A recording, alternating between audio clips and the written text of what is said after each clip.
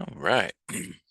So I had a couple questions from students come in about this is 7.4, and they were asking about question 13 and 14. And they also had a question about 23, which is perfectly fine, but um, they also had like, how does this work if I wanted to find the percent of decrease? What percent decrease would it take? And so I think that's tied to another question in the homework, but I want to address these first, and then we'll deal with the idea of the second one and maybe try to find which exact question that would be. So let's take a look at 13, 14. So I'm going to choose some different numbers here so that you understand how to do this, and then you can try one on your own. Okay, so here we go. We're going up here. All right, so let's just say that we had 30% of boys wanted something, whatever it is, a popcorn party, and 70% of girls wanted a popcorn party. Okay.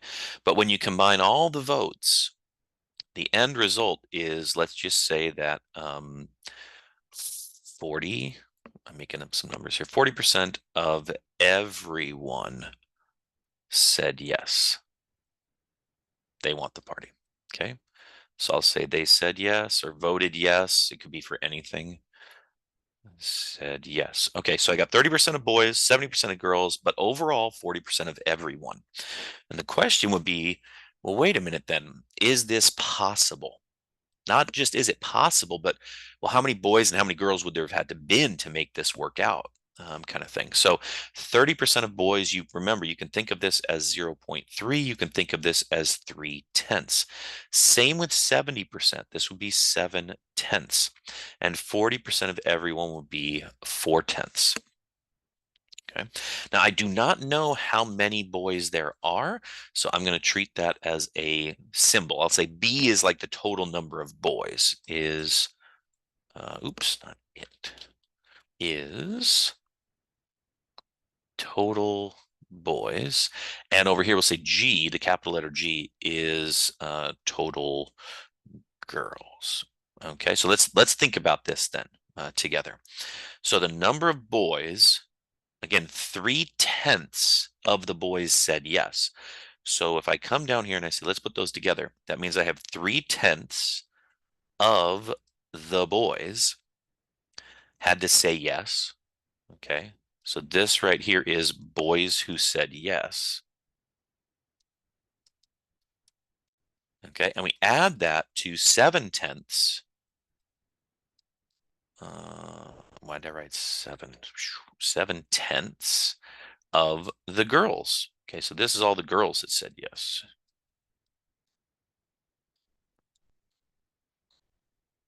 Okay. And together that has to get me what? 4/10 of everyone.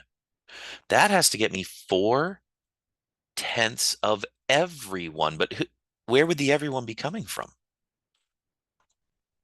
That's right, the total number of boys and the total number of girls. So if you put boys and girls together, then you'd say, well, 40% of that. Okay. All right, so now that I have this, I can do a little bit of algebra. And let's see here. I'm going to go back and grab a little white space here and just kind of get rid of this portion down there. Okay, so a little bit of algebra, just use our distributive property friend. So kind of distribute here.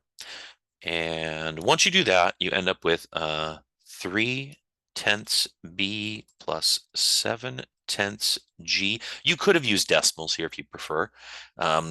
I prefer the fractions just because of it helps me a little bit when I see the, let me tell you why, because some of you like to know why.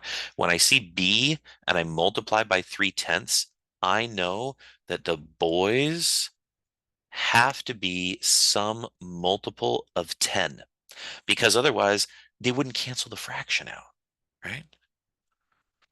Okay. And that also tells me I'm in girls. The girls must be a multiple of 10 as well. I don't know what multiple of 10, but whatever I choose at the end of the day, I better choose something that's a multiple of 10 or it's not going to work out. I'll end up with like 6.2 girls or something like that. And that's not going to be helpful. Okay. So over here now I get 4/10 B plus 4/10 G. Okay. Now my goal, just like in any solving solution, I want to get all the variables on one side that kind of match each other. So what I notice here is I see there's 3/10 boys and there's 4/10 boys. Let me subtract 3/10 boys from both sides. Okay. And while I'm doing that, let me subtract 4/10 girls from both sides. And that way the numbers stay positive, right? So let's see what remains after I do that. Okay, so 3/10 boys, that part is gone, and this part is gone. I've subtracted them. 7/10 girls minus 4/10 girls gives me 3/10 girls is equal to, and when I do this subtraction, I get 1/10 boys. So now I'll multiply to clear my fractions out of the way. So I'm going to multiply both sides by 10. And when I multiply both sides by 10, I end up with 3G is equal to 1B. This is perfect. Now, you can choose to rewrite this in a proportion so that you can kind of see the ratio, but it's totally up to you. So I'll write it that way just to kind of show it. So this would be the ratio of girls to boys. So that means I divide by B must equal the ratio over here of 1 to 3. Again, if I wanted to check that, I'd get 3 G's and 1 B. So girl to boy is 1 to 3. That's the ratio. Now here comes, this is why it's so nice when you have it in fraction form, is I can see boys have to be a multiple of 10, girls have to be a multiple of 10. So I could actually come here and find has to be a multiple of 10, and it also has to be a multiple of 1. So I need the GCD of these, which might help me get to the LCM, but really I just need the LCM of 1 and 10, and that LCM is 10. So what I use is I use that LCM over here and I say I got to floff this sucker by 10. And that gives me 10 over 30. And this would be the smallest number. I use that least common multiple. So that would be the smallest number of boys and girls to make this happen. Okay, so there'd be 10 girls, and 30 boys would make this happen. They would actually make these numbers happen. Let's check. So again, 70% of girls said yes. 70% of girls would be 7. 30% of the boys said yes. So 30% of this would be 9. I add those together, it gives me 16 total people. I add the boys and girls together, it gives me 40. And if you take 40%, because remember 40% said yes, 40% of 40, you get 16. And so the whole thing checks out. So yeah, totally possible. Totally possible. You could do this problem with, instead of 3/10 of the boys said yes, we could have said 2/7 of the boys said yes. Could have been a fraction here. So a fraction with a percent, totally fine. Doesn't change the concept at all. Now, because it's 2/7, I know the boys have to be some multiple of 7, right? And down here, this would be 2/7. So as I bring these together, I may have to do some fraction subtraction. I'd have to get a common denominator in the middle of this. As I do the subtraction with the boys, 4/10 minus 2/7. I'd need a common denominator there. Okay, when I get to the end, I may have to multiply in such a way that it clears all the denominators off. So I would need the least common multiple of the denominators. In this situation, they were both 10, so it was pretty quick, but it doesn't have to be that way. And this didn't have to be 40%, a nice number. It could have been something like 41%. Fine. If it's 41%, then you would just write it as 41 over 100, and you wouldn't change anything else. You'd still continue on your merry way. Okay. So again, this would tell me the total has to be a multiple of 100. This would tell me the girls have to be a multiple of 10. This would tell me the boys have to be a multiple of 7. All right. So again, these are the kind of things where basically you're combining so many. Yes, I love these questions. Okay, let's not I'm not going to lie about it. Do I think they're overly challenging? I don't. I think they're step by step, but I also think you have to use a lot of things you've learned in this course to solve this question. You have to be able to convert. You have to find common denominators. You have to be able to subtract fractions. You have to know the distributive property. You have to know, once again, least common multiples. You have to know ratios and proportions. You have to be able to then build things up to find common fractions. That's the fundamental law of fractions. And you have to be able to then check your work. So to me, this is one of those great questions that brings a lot to the table. Okay. Let's hear what else. We had percent increase and percent decrease. So let me handle that one. That's question number 23. So if a student asked you this, just don't read too much into it, but just think about if I had a 10% increase, right? Then I would write what? I would write 1.10 would be my multiplier. That would be the 10% increase. So now a p% increase, that's all I have to do, right? Is I have to think of this as, well, p is acting like the 10 here. So the 10 came in and it was a 0.1. So if it was a p% increase, then I would think of this as p% or p over 100, just like 10 over 100 would give me 0.1. And I add that to 1. So this is what it would look like if you're doing it with a variable. And then a q% decrease would be 1 minus a q%. So I'm going up here. This one is an increase. This one is a decrease. Okay. And then is that equivalent? Is that the same as 1 minus the q over 100? So take your decrease first and then do your increase. There's my decrease, there's my increase. Do I get the same result? If you need to, multiply these both out. Multiply them out and see if you get exactly the same thing. If you do, then you'd be able to conclude that it does not matter which order I do the increase and the decrease in. Okay. And now let's see if there is one. I think there's one. The student mentioned kind of doing a percent increase and a percent decrease. And I think it's out of 7.4 homework. So let's see here. This one. Price of a suit that sells for 200 is reduced by 25%. By what percent must the price of the suit be increased to bring it back to $200? Okay. So this is a reasonable question. Let me change the numbers a little bit. So I think this one is probably okay, but let's say we'll do it by something different. So I have an original price.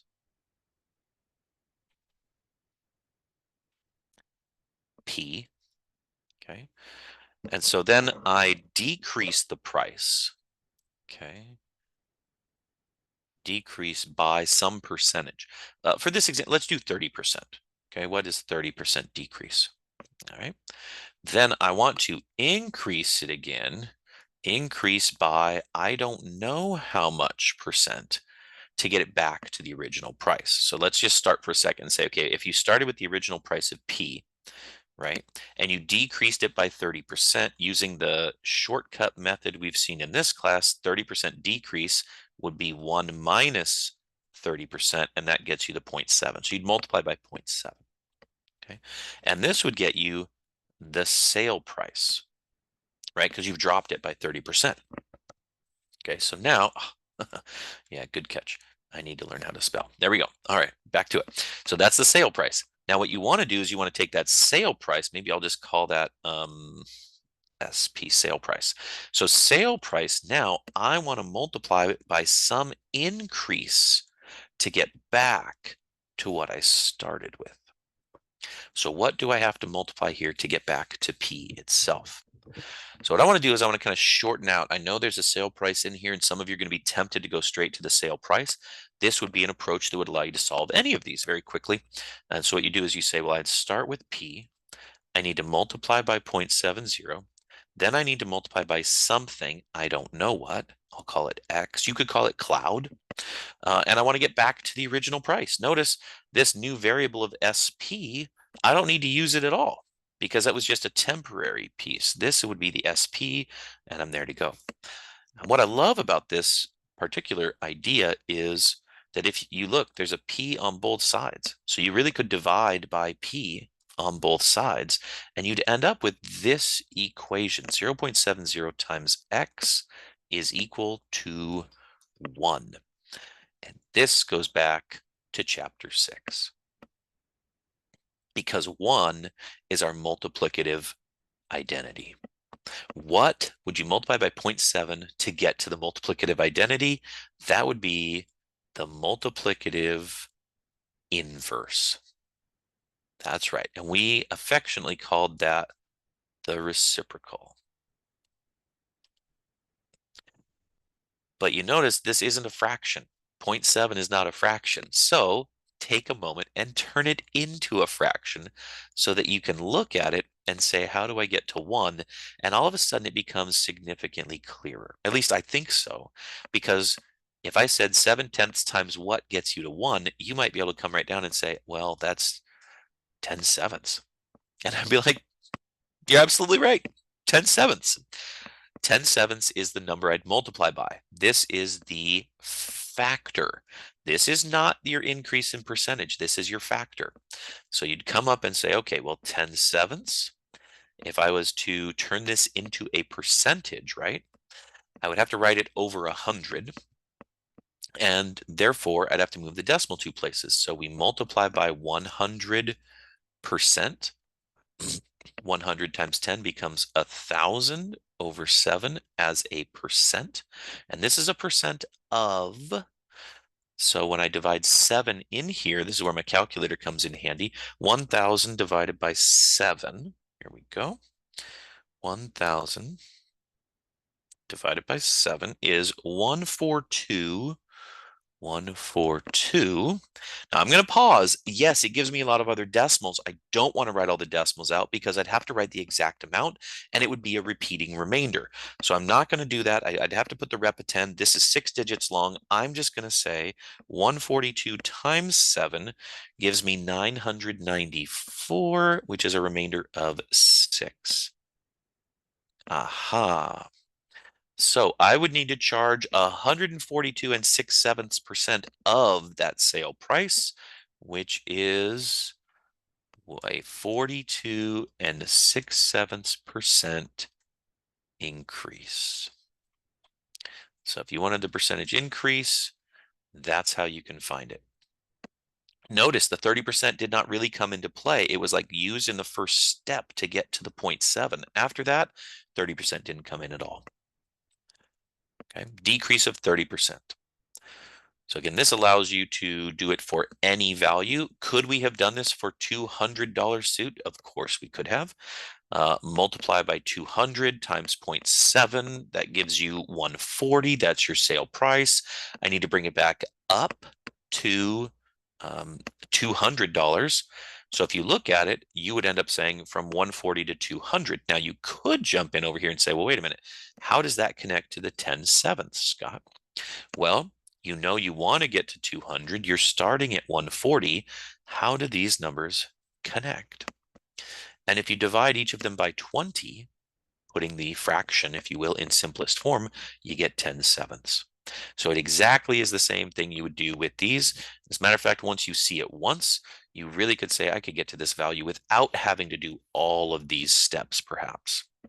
But once you have that 0.7, you don't need the original price. You don't need it at all because 0.7 is 7/10, and the reciprocal of that is your factor. Okay. So we have percent increase and decrease, but we usually don't use those to multiply. Those aren't the factors we use. We use the relationship to 1. So a decrease by 30% means my factor is 0.70 because I would reduce 1 or 100% by 30%. And that's why my factor over here, my factor would be 142 and 6/7%. That would be my factor. But the percentage increase or decrease is not that number, right? I always compare it back to 100%. This number is bigger than 100%, so I remove 100% to find the value. And that is how you can go up and down quickly.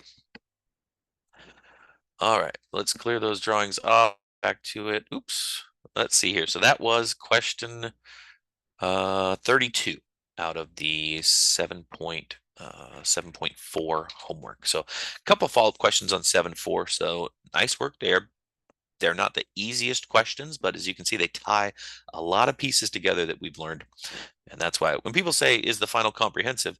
Well, the final can oftentimes be very comprehensive and still have questions that look just like you're doing things out of chapters 6 and 7. But it's utilizing all of the properties and everything that you've built everything on to this point. All right, that's it for now. Off you go.